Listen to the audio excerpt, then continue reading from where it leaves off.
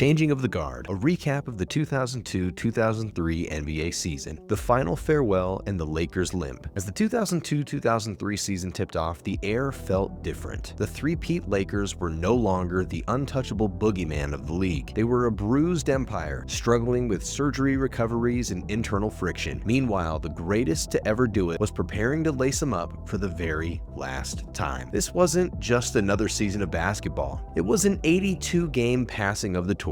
From the last dance in DC to the rise of a new power in South Texas, the NBA was preparing to crown a new king. Michael Jordan's final act. The 2002-2003 season was a year-long celebration of Michael Jordan's legendary career. Playing his final season with the Washington Wizards, MJ remained a cultural phenomenon, selling out every arena one last time. While the Wizards ultimately missed the playoffs, Jordan's final farewell in Philadelphia, where he received a legendary standing ovation, remains one of the most emotional moments in sports history. He proved that even at 40, his competitive fire was a marvel, providing a bridge to the new generation of stars like LeBron James and Dwayne Wade, who were waiting in the wings. The Lakers' slow start. Coming off of 3 straight titles, the Lakers finally looked human. Shaquille O'Neal delayed toe surgery until the start of the season, famously saying, "I got hurt on company time, so I'll heal on company time." Without a healthy Shaq, the Lakers stumbled out of the gate with a 10-15 record. This vulnerability emboldened the rest of the league, signaling that the dynasty was finally susceptible to an upset. It forced Kobe Bryant to carry an unprecedented offensive load, setting the stage for a historic individual scoring run that would define the middle of the season. The 14-0 Dallas Mavericks. While the Lakers struggled, the Dallas Mavericks took the league by storm, starting the season with 14 consecutive wins. Led by the Big Three of Dirk Nowitzki, Steve Nash, and Michael Finley, Don Nelson's Mavs played a high-octane, revolutionary style of basketball. They were the most efficient offense in the league, proving that a stretch four like Dirk was the future of the position. Their hot start made them the talk of the NBA, establishing Dallas as a legitimate championship contender and a primary threat to the established powers in the Western Conference. Kobe's 9 straight 40-point games. In February 2003, Kobe Bryant went on a scoring tear that arguably surpassed even Michael Jordan's prime. To keep the Lakers afloat, Kobe scored 40 or more points in 9 consecutive games, joining Wilt Chamberlain as the only players to ever achieve the feat. He was an unstoppable force of nature, hitting contested fadeaways and driving to the rim with a predatory intensity. This month solidified Kobe not just as a sidekick, but as a legitimate MVP candidate and the premier perimeter player in the world. Tracy McGrady's scoring title. While Kobe was tearing up the West, Tracy McGrady was putting together one of the most statistically dominant seasons for a wing in NBA history. Averaging a staggering 32.1 points per game, T-Mac won his first scoring title with the Orlando Magic. He combined elite size, playmaking, and a sleepy-eyed jumper that was impossible to block. Despite a lack of team success, McGrady's individual brilliance was undeniable, making him the only player truly mentioned in the same breath as Kobe Bryant during the early 2000s. Kevin Garnett, the triple-double machine. In Minnesota, Kevin Garnett was redefining the power forward position. Garnett was the heartbeat of the Timberwolves, leading them in points, rebounds, assists, steals, and blocks. His intensity was unmatched, and he became a nightly threat for a triple-double. Garnett's ability to defend all 5 positions while operating as the team's primary playmaker made the Timberwolves a dangerous dark horse in the West. This season was the catalyst for his MVP win the following year, proving that the big ticket was the most versatile player in basketball. Tim Duncan's MVP back-to-back. Tim Duncan secured his 2nd consecutive MVP award in 2003, putting up 23 points, 13 rebounds, and nearly 3 blocks a game. Duncan was the model of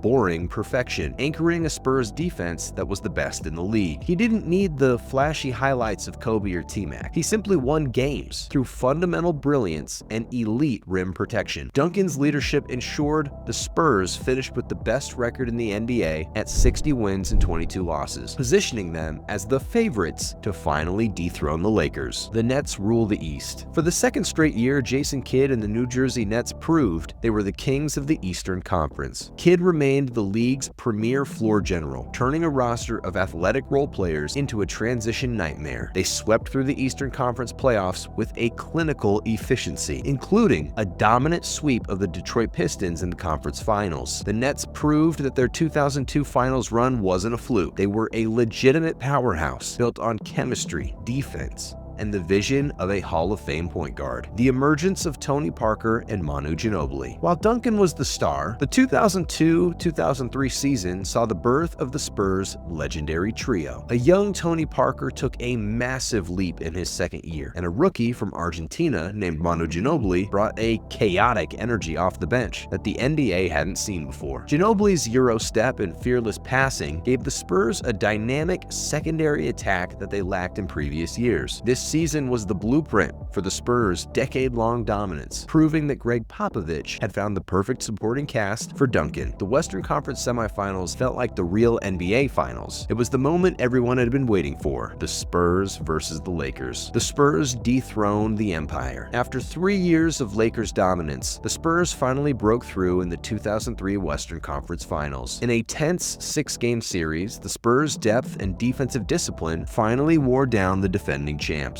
The image of Kobe Bryant and Derek Fisher in tears on the bench following the Game 6 loss signaled the official end of the Lakers dynasty. It was a symbolic passing of the torch as the Lakers' three-peat era was officially shuttered by the team that had been chasing them for years. Dirk's injury and the Mavs' heartbreak. The Western Conference Finals featured a Texas shootout between the Spurs and the Mavericks. However, the series was tragically altered when Dirk Nowitzki suffered a knee injury in Game 3. Despite Steve Nash's best efforts, the Mavericks couldn't overcome the loss of their superstar. The Spurs capitalized on Dirk's absence, closing out the series in 6 games. It remains one of the great what-ifs in Dallas history, as many believed a healthy Dirk could have led the Mavericks to their first title 5 years earlier than they eventually achieved it. Steve Kerr's Game 6 heroics. With the Spurs trailing the Mavericks in Game 6 of the Western Conference Finals, Greg Popovich turned to the veteran Steve Kerr. In a legendary performance, Kerr hit 4 massive three-pointers in the fourth quarter to spark a furious Spurs comeback. It was a vintage performance from one of the greatest shooters in history, proving that championships are often decided by the role players who step up in the biggest moments. Kerr's shooting sent the Spurs to the finals and added another chapter to his storied career as a dynasty closer. The Admiral's sunset. The 2003 finals weren't just